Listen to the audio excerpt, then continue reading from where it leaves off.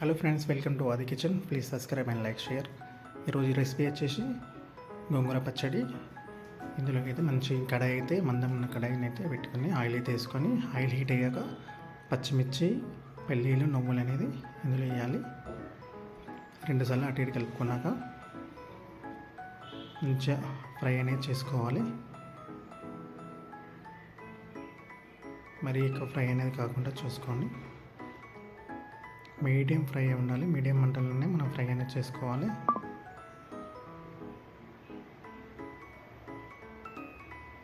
ఇందులోకి గోంగూర అనేది కూడా యాడ్ చేద్దాం. గోంగూర అనేది వేసుకోవాలి. గోంగూర కూడా ఎక్కువ ఫ్రై కాకుండా మీడియం ఫ్లేమ్లోనే ఫ్రై అనేది చేసుకోవాలి.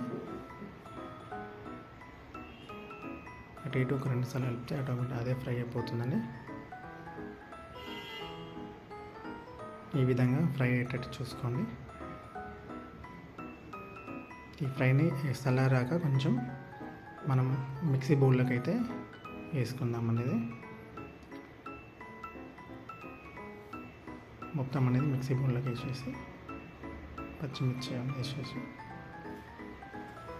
ఇందులో అయితే మనం వెల్లిపాయలు, ఉప్పు, జీలకర్ర అనేది వేసుకున్నాం. ఇందులో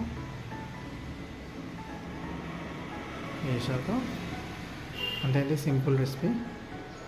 ఒక్కసారి మిక్సీ పట్టి వేసుకొని మనం వేడివేడి అన్నంలోకి మంచి పచ్చడి పెట్టుకొని తింటుంటే వేరే లెవెల్ ఉంటుందండి పచ్చడి. Please subscribe, like, share.